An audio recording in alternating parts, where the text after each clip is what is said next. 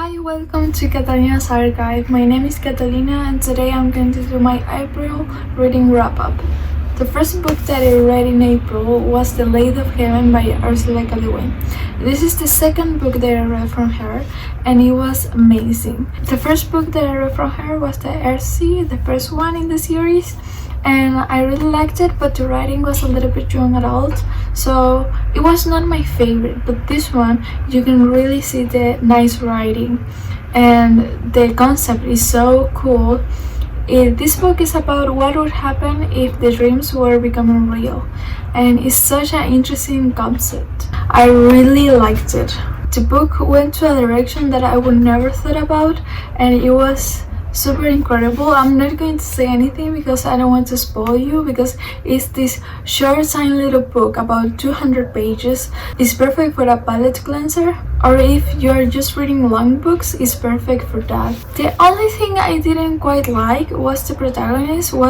His personality was super bland, and I didn't quite understand the decisions that he made, because if you have the power that your dreams were becoming real, you would think you want to do these crazy decisions at the beginning, like what would happen if I dream about being a doctor, or what would happen if you dream to have a big library. That's what I would dream. But yeah, that's the only thing that I didn't like. I recommend it to everyone. It was amazing. The second book that I read in April was Slewfoot, A Tale of Bewitchery. And this book is about Aretha, who is living in the countryside in a tiny little village. And this book is presented in the past. I don't know exactly what year. I think there's no toll, but you have to depend on growing your own food. And there's a big religious concept in the village. There's a lot of discussion of the role of women in this conservative village where religious is the most important thing. So the main figure in this town is the priest, and how the interactions between the villagers and the priest is made for all the decisions politically done in this place. If you don't like sexism in books, like to read about it, I don't think you will like this book, because it's really present and you get angry and it's really maddening sometimes. I personally like those themes, so I really liked it, especially the gothic vibe. And so this book is about that weird things start happening, and like a ship disappears and everything is super weird, and the ending is amazing. I really like the ending. So yeah, I really like Slewfoot. It didn't quite make it in my favorites of this month, because it was just a nice story. It wasn't a lot of depth to it, so for me it was 3 stars, but I think more people will consider it more 5 stars book. And I have seen reviews and people really like it. I think it's a really good book, just not amazing for me, unfortunately. The third book I read this month is Because of Winn-Dixie. This is such a tiny little book that is amazing. It's super nice. It's middle grade, and it's about 10-year-old Opal that goes to the supermarket and finds this tiny little dog. It's not really tiny, but she decides to take him home. And it's a super nice story about what does it mean really having a dog, and how it can impact your life in so many ways. And I really felt it, because I'm with my dog all the time, and I felt seen by this book, like how much when you're growing up a dog can shape your view of things. And it was super nice. I recommend it to everyone. It's a short little book. I know that some people consider it like a children's classic, and I can see why now. I recommended it. The fourth book that I read this month is The Shadow of the Wind. This is my first audiobook of the month, and I read it in Spanish because it's originally published in Spain, so I didn't want to pass through translation. And I'm really glad of that decision, because I started reading it in text and I didn't like it so much because I don't know if Spanish consists of super long words, so when you're reading it on page, sometimes it feels like it's too much long words. So I decided to change it to audiobook, and it was the perfect decision because it was super nice the change of having it read to you, and I thought that audiobook is the way to go. My favorite part of this book was the character of Fermin, who on the first part of the novel, he is living in the streets, and we see his development going through getting a job, getting a wife, and like his relationship with our protagonist. And I really like the relationship that they built. Is kind of like brother figure, also like father figure. He's like everything for our main protagonist, who is a little bit lost in life. And unfortunately, this is a mystery book, and the least thing that I like was the mystery. I didn't understand at all. Okay, I did understand it, but I didn't think it makes sense.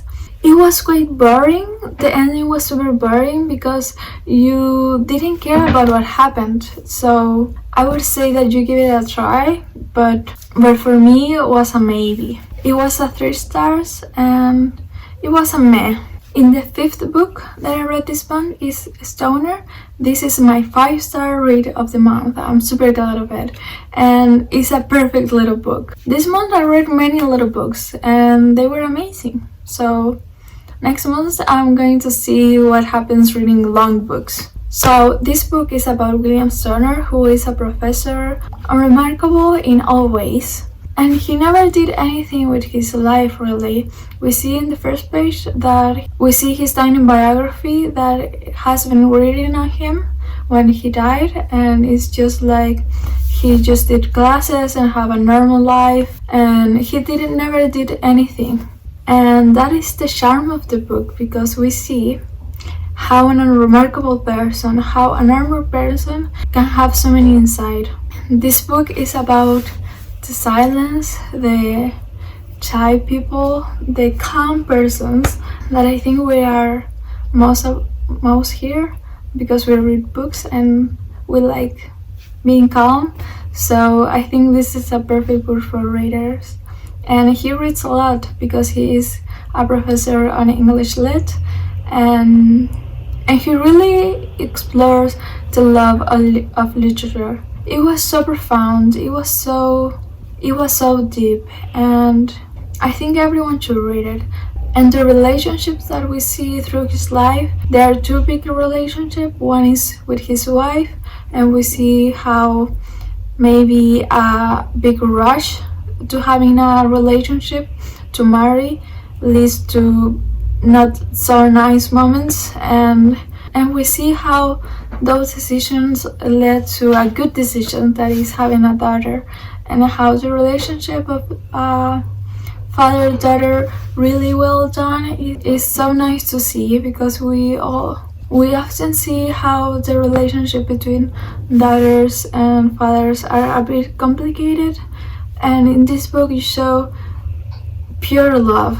We see just pure love, and it's amazing. So yeah, I really like it. It was 5-star. I could talk all day about this book. It was amazing. I cried during this book. I was happy, I was heartbroken, I was everything of emotions. It was incredible. Now I'm going to pass to the 6th book of this month, that is Babel by Erquine. This book is about Robin, who is brought to London to study translation and languages in Oxford. And in this world we have a magic system that involves translation and languages, and it's super interesting, the magic system. But unfortunately the author didn't develop as much the magic system. I found that it didn't have any substance to it, and I thought that it wasn't well integrated with the world. For example, we are to believe that translation is only done in Oxford just because. We never know why other countries are not doing translation, if it really means being it was never explained, so it was a little bit weird. The only thing that I I loved about this book was the long descriptions of languages and translation, and most of the time we had like long classes of these topics, and it was super fun. You were like in a class and everyone were telling you about all of these interesting things that she studied, and it was my favorite part. But apart from that, I didn't like anything else, like the conversations on race, on privilege. I thought that they were like super straightforward. I thought that the characters didn't have anything to them. I thought they were one-dimensional. They have like super strict stereotypes, and the world was super white on black. The only original about this book is the idea that translation can become a magic system, but it's not used as much as I hope. So yeah, this was a 3-star for me in my lower rating, because I just had such a good expectation. I read Poppy War and I loved it. It was 5-star for me, and I hope to have the same experience with this one, and that did happen, so I'm like a little bit angry, I must say. So yeah, that was Babel. In a more good note, we have my 7th book, that is the Odyssey, with the translation of Emily Wilson. One of the best things that I can say of the Odyssey is that you have to read it with the translation of Emily Wilson. It's so nice. I haven't read other translations, but I really recommend this one because the writing is so beautiful, it's so simple, it's so like you are with it in the feelings of the characters and in this epic journey that we're doing, and it's so beautiful.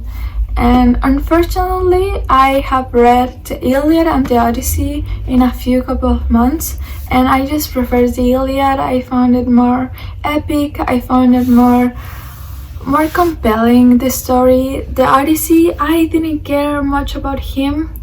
I thought that his story wasn't interesting, and I just wanted to have more about the journey, about the things that we were discovering, and it was much more political, and I didn't like it, and I didn't like that aspect, really. I thought that the Iliad was so much better. So this was another 3-star for me. This month has been a lot of 3 stars. I hope the next month we have a couple of 5 stars or 4 stars. I am reading more exciting books too that I wanted to read for such a long time. So let's hope in the next months we have more good books to talk about. But now I'm going to talk to you about that was 4 stars and it was almost a 5 stars. And it was The Vegetarian by Han Kang. This book I reviewed in my other video, that is Reading Weirdly Blog, and there I talk about how amazing is this book. This is about John Wei, que decides, I don't know if I'm saying that right, but decides one day to become vegetarian, and how that decision affects the rest of his life and everyone else around it, even though it's a deeply personal decision and no one should care about if she decides to eat meat or not. How the themes of body autonomy and alienation and violence are explored in this book. I recommend check the trigger warnings. But this was super special. I really loved it. I don't know how to say why I like it, because it's a whole experience that you have to get through and read it. And I really recommend it. I hope that everyone reads it. The next book that I read also from this blog was Vanishing World. This book was weird. I must say that this book was one of the weirdest ones that I read from that blog. It was about artificial insemination and how our society is no longer need for having children in the standard way, and so how the relationships changed because of that. But what happens is that the author tells us about that premise 100 times, and you get really bored in the ending. And I must say that the ending, as always with Sayaka Murata, it was weird. It was something. It was really something. I didn't find it compelling, this strange world. This was another 3-star for me, and I wouldn't recommend it. So I'm sorry, Vanishing World. And now we have other disappointing book for me, that it was Bunny by Mona Howard. And this book is about Samantha, who is a girl who studies poetry, I guess. and she sees these other girls calling each other bunnies, and so it's like, hey bunny, hi girl bunny, and things like that, and she finds that deeply weird. I don't find it that weird. I know that some people say like, that's so weird, but I found it like kind of compelling. Like, you are a teenager and you want to find ways to identify each other and to demonstrate affection and identity. And so the premise I didn't find it weird.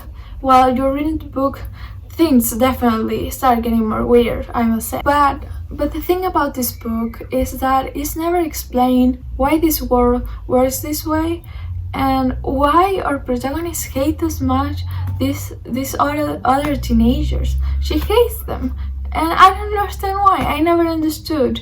And so we have this story that is around this premise that I don't find really understandable. So yeah, this is other 3-star for me. For the last book that I have to talk to you about in this video is The Fifth Head of Cerberus by Gene Wolfe. This is a short stories collection, and inside it have 3 stories, and the first 2 are super interesting in his own way. You are reading it and you don't know what is happening, but you find like, oh, this is interesting. And then you read the 3rd story and you're like, things are happening. But then you read the ending and you get like, what happened? You read the internet and something big has happened. And you realize that the 3 stories are connected and intertwined. And it's so amazing and super cool to find out how and why. And I didn't get it because I didn't catch the clues that Gene Wolfe put. I thought that it was quite explicit, the ending, but I didn't catch it, and I put it read with my boyfriend and he catch it and he was like, did you catch this? Did you catch this? And I was like, no, but please tell me. And he told me and I was like, wow, this book is amazing. So yeah, I feel like this book is more about the experience reading it. It's nice, but it's not as amazing. But then when you read the ending, you realize so many good things about this book. You see the connections and it's super fun. I just say, if you want to read a short story, if you want to read a short book who is fun and interesting, this is the book for you. Now we are ending the blog with a more high note. So this was my April reading wrap up, and thank you for seeing my video, and goodbye.